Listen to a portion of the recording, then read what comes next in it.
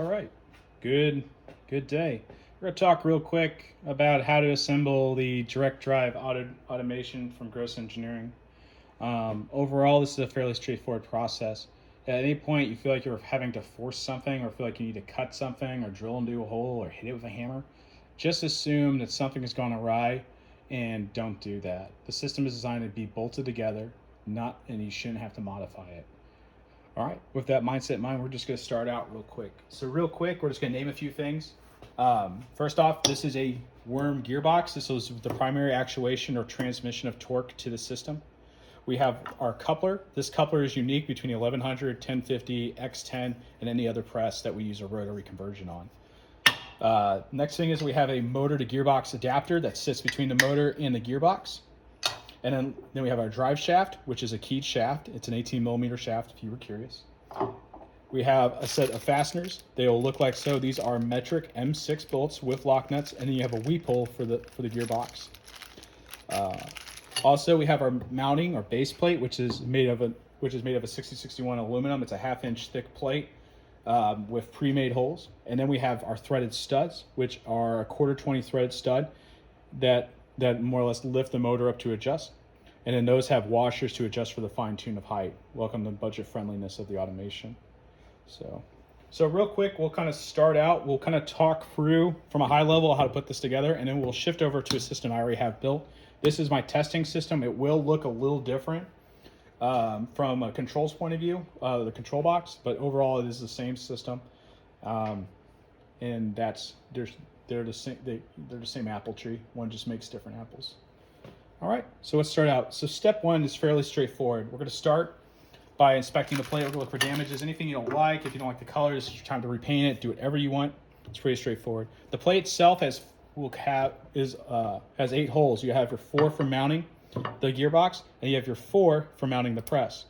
So first step is pretty simple. We're going to take our press and we're going to put that on this plate. We're going to unbolt it or unscrew it, whatever you have mounted to, and you're going to transfer that to this plate with 4 1/4 bolts. Ensure those bolts are fully threaded, but not only hand tight or loose enough that you can move the press.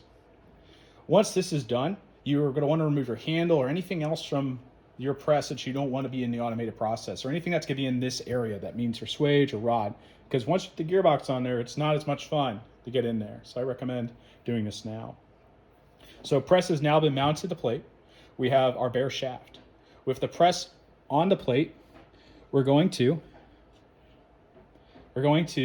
then take our coupler that you can see. So the coupler has 2 sides and 2 definitions. We're going to take our coupler and we are going to mount that onto the press drive arm. We're going to put that on there with the tapered adapter on the back. This all comes assembled together. And then you're going to pin it in place and lock that pin in place before putting the other shaft with the set screw. So now we have mounted the coupler to the press, and now we have the shaft just sitting in space. At this point, what we'll do is take the said gearbox with these fancy covers. We'll pull the covers off. We'll pull the covers off so you can get into them. I'm not going to pull it off. This is just something in queue. And we're going to slide it over the shaft. At that point, when we slide over the shaft, we will line up with the 4 mounting bolts at these positions. At this point, you want to ensure that this system is aligned. It doesn't have to be perfect, just needs to be close. You can tell if it's not perfect. And then you're going to bolt all 4 of these fasteners in place, and you're going to tighten those down. With this, at this point, the gearbox should be directly coupled to your press through the shaft to this guy to the press, and this should be all one unit at this point. Next, what we're going to do is we're going to take the motor adapter, and we're going to put that onto the top of the gearbox. We're going to take our bag of miscellaneous fasteners that are provided. These are grade 8 bolts, and we're going to take our motor and we're going to mount our motor to this plate with the through bolts to the underside of this. And you're going to use you'll have lock washers to secure this.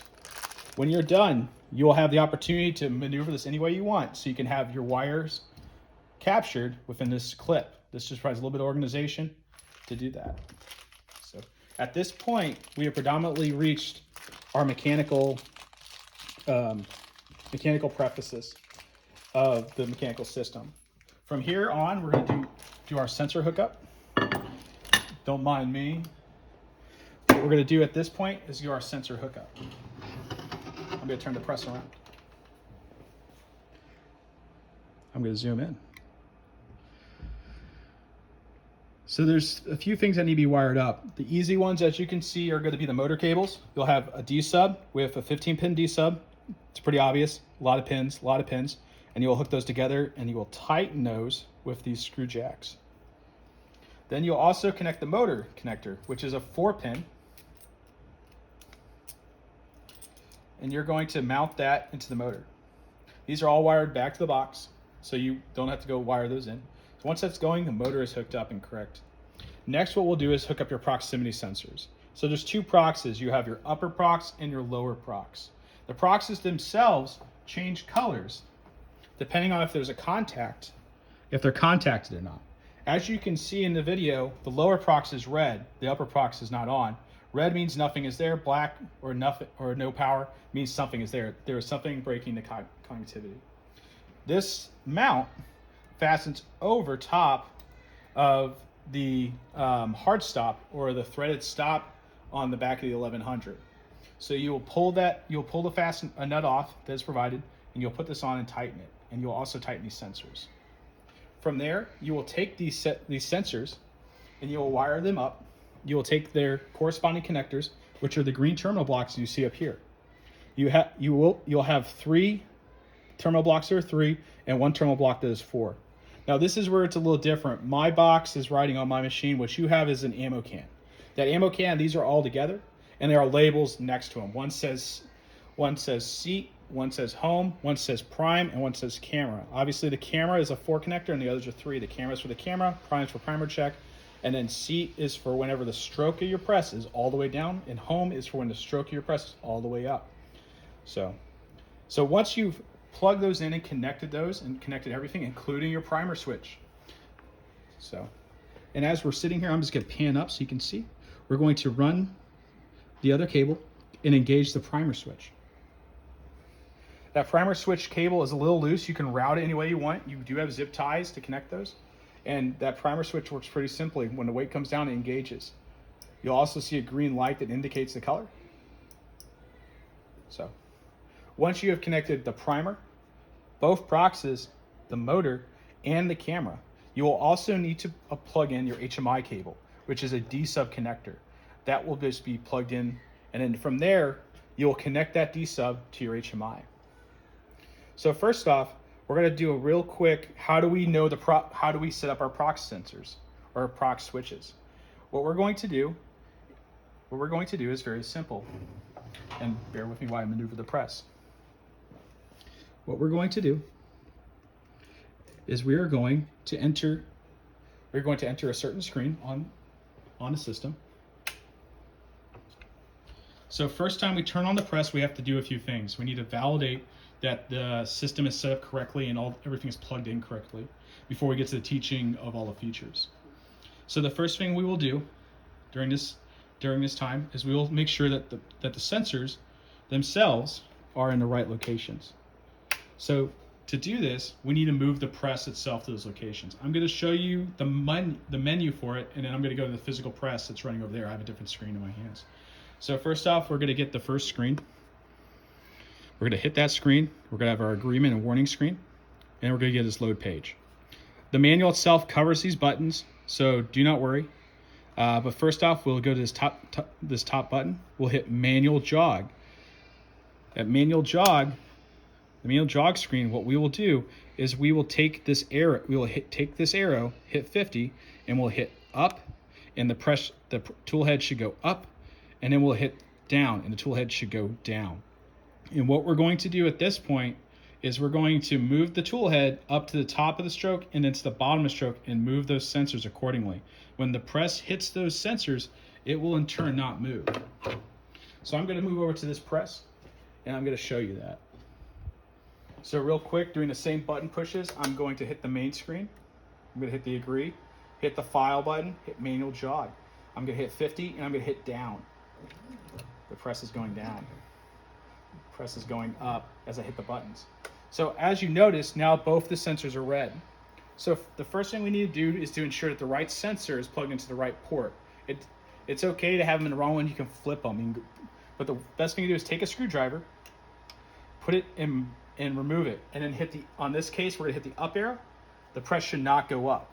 I take it off, press goes up.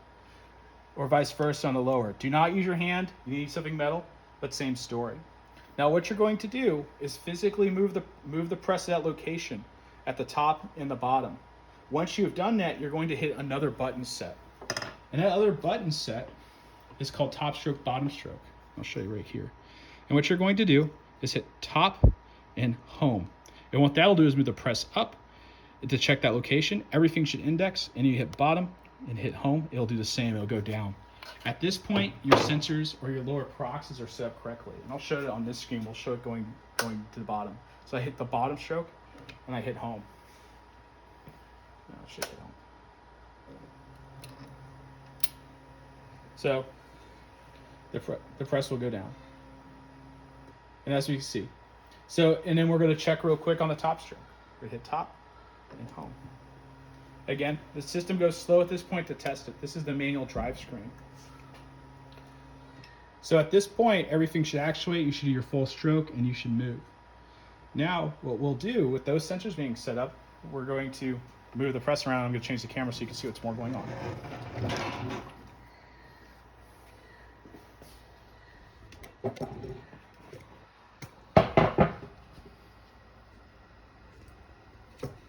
Sorry, one-man show here.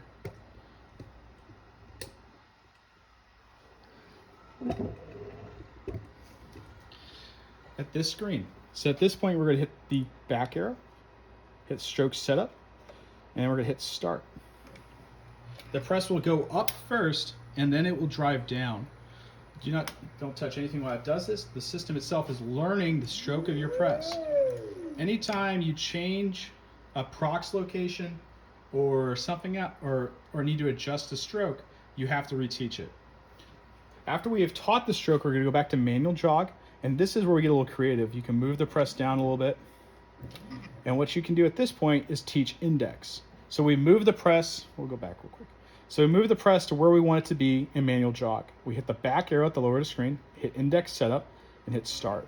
It will teach or learn the index set point of the machine you want. You can pick this whatever you want. The machine itself will drive back to that point. So now that we're here, we're going to talk about the camera setup. Well, actually, we're going to ahead ourselves. Next, we're going to talk about clutch. So you can see the clutch setup. Your base machine will not have any clutch values in there. So the way you change those is you hit the screen and you enter the value. Hit OK, hit the screen, hit OK. The larger that value is, the larger the deviation the machine can miss or be out of dimensional length, out of dimensional length for your clutch. The force clutch is handled by the motor driver. You don't have a say in that. That's a no-fail clutch. But this allows your machine to deal with a deviation load length or press length location, and it'll drive out of that. It's still accurate. This just lets it deal with a deviation of loading. Once you're done with those values, you're going to hit save. The system saves. Next, we're going to move the camera setup. You can read these if you want. But in camera setup, it will move the press to the highest location. At this point, with respect to the camera setup, if you have a tool head light or any lights you have in your shop that you want to use with the camera, at this point you need to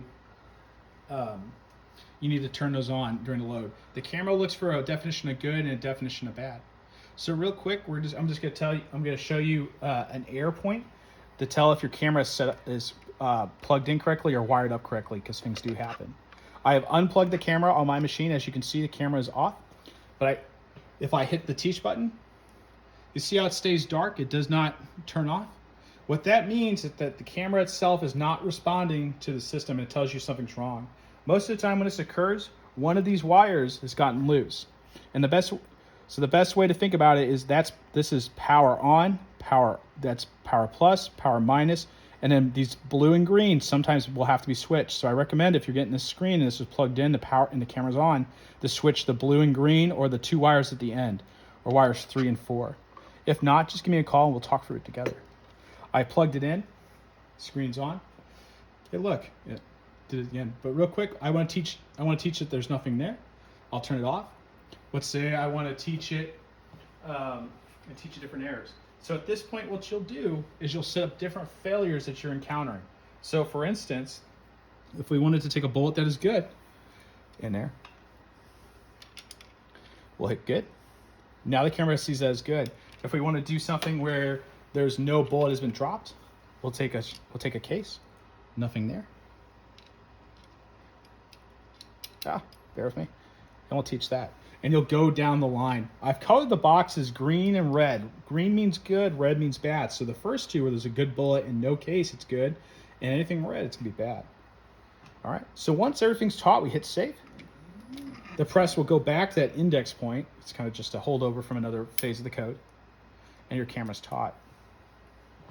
Now within the screen itself, we'll come back here and we'll hit this button. So this button allows you to move the press between your lower stroke, your middle stroke, and your upper. So we're at the bottom now. We'll hit mid stroke, and then we'll hit upper. You can go down, you can go up, you can go down, you can do whatever you want. Now when you hit the back arrow, the press will unlock or go to that index point. So that's that screen. So I use that screen for die setup, troubleshooting. If I need to make one or twosies and I'm playing with the system, that's what that interface is for. All right. So real quick, while we're here, we're just gonna go into load screen. We're gonna hit the big green button. We're gonna say we wanna make 5 bullets. We wanna make those at 5. Let's say we wanna make those at 1,150 bullets per hour. So here's how the math works. I wanted to make 5 rounds, and I wanted to make it at a rate of 1,150 rounds per hour. Does that make sense? That's how we do the speed. You can put any value into that. I govern it down at 3,400. If you're running rifle or something larger, understand that takes more force. So you're not going to get to those higher rates that you expect. This is kind of the give or take system. This is where you kind of, as the user, make the system what you want to do, and you kind of play with the settings. So we're going to hit the start button. When you hit start, the system will rehome up, which indexes the shell plate. We have a few options on the screen. You have the amount of rounds it's made, how many it's going to make. We have a camera feature. We can have the camera on or camera off, and we have a run button. All right, so real quick, we're just gonna turn the camera off. See how it goes there? We'll turn the camera on. If I hit run, the system will move down and fail. So the system will do that when you teach it the stroke for the first time. It's basically learning, so don't fret. But I'm glad we captured that. So we're gonna hit this again. We're gonna do 5 rounds. This value will retain in the system until you replace it. So we don't have to worry about changing speed. We're already homed. We're gonna hit run again. We're gonna go down. We're gonna go up. And now we're making rounds. Now with the camera, there's a delay so it can read what's going on and make a determination. If I hit the pause button, the system will finish the stroke it's on, and then it will stop. Now let's say we want to turn off the camera while we're loading, and we hit run. So at this point, we finished loading. So real quick, we're gonna go for the errors. Hit run. We're gonna do 10 rounds, and we're gonna do that. So we hit start. We've rehomed. I don't want the camera on.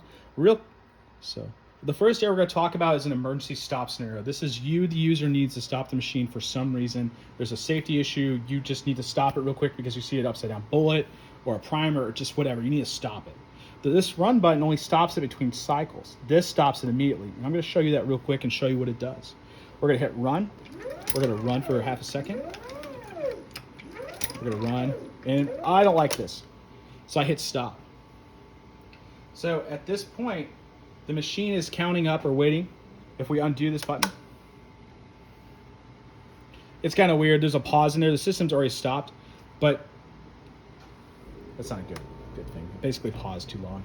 But long story short, we've not made it to our top position because I hit the E-stop. So at this direction, or at this derivative, the press head is stuck at that position you stopped it at. We have an error code, and then this button is pressed. I undid it. I'm bad. But this button will still be pressed. We're going to hit clear. You're going to get the manual jog page. You're going to undo this button. And you're going to hit, let's go back to the top stroke. And we hit top and we hit home. So we'll do that again real quick. So we hit run and I want to stop it. So at this, and this is what the arrow screen will look like. So at this point we have an E-stop alert. We're going to hit clear. I'm going to undo it. Let's say I need to clear the shell plate though. I want to get in there to check something. I can hit that 50 or that 10 and I can move the plate, or I can move it down. I can do whatever I want. Now, to get out of this screen and get back to loading, you need to decide which one of these two you want. We're gonna go bottom stroke and you gotta hit home. The system will re-home. And then we'll run. So real quick, I'm gonna do a primer failure. We're gonna hit run again. We're just running, we're doing good, we're doing our thing. I'm mainly holding the primer, but now you have a low primer and you can see my hand. Same story, we're gonna hit clear. We're gonna hit top, we're right there though. The system knows it's there. We've cleared the air. You can clear the air, sit here and refill your primers, do whatever you want, or you can let it go again. The camera will do the same thing. It'll show the same camera arrow, pause it. We'll hit run. Now let's say you're tired of loading and you don't really want to do the rest. If you hit this back arrow, it cancels your load. You don't have to worry about running them out or power switching the machine. So last thing we're going to cover, we're going to hit load. We're going to do 5 rounds again. We're going to do them at 1100 rounds. We're going to advance settings. If I want the press to delay for half a second, at the top of the stroke, I'll put 500. And if I want it to delay for a second, I'll put at the lower stroke. These are in milliseconds. I know, metric, but 500 is half, 1,000 is 1. Now, cutoff distance is a set off. The press will drive to this location and then slowly drive down to that location. So it's really good for cut downs or tough brass or hard primers. That's really what this feature is for. You can play with it for a lot of things. With this, also it's slower seating. And now also, if I want to slow index, I'll push that. I'm sorry, the screen doesn't show it. It's slow index. Now I hit start. The press will re-home. We're home. I'm going to leave the camera off just because we're not using it, and we're going to hit run. It drives down and it slowly keeps going. We wait for a second. Drive up. Now we're waiting half a second.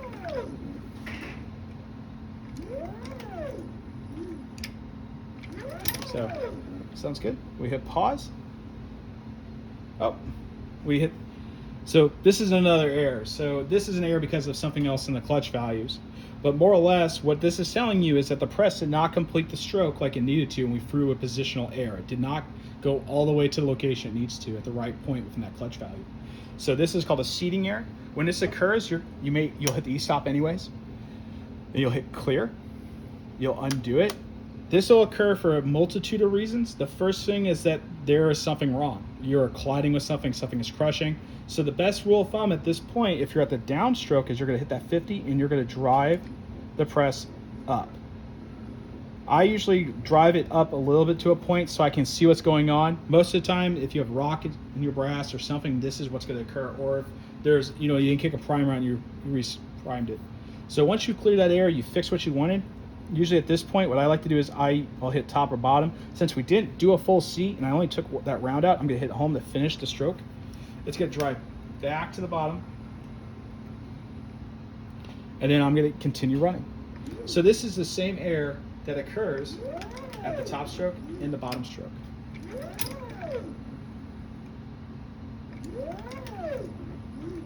So overall, that's a high level of the system. If we go back into our features here, we have a few other buttons, but most or less we've covered everything. This is the emergency stop button, and that is the best way to do it. Your press has a power switch on the back, so when you're not running the machine, turn off your machine. It's really the best way to think about it. So we'll turn it off. Everything should be off. The other thing about this from a safety feature is that the machine sits idle for 10 minutes in the load page. I mean by load page as in that page where you hit run or pause, the system will terminate the load after 10 minutes. It's a safety thing. It removes a form of energy from it. So hopefully that's clear. We'll go from there.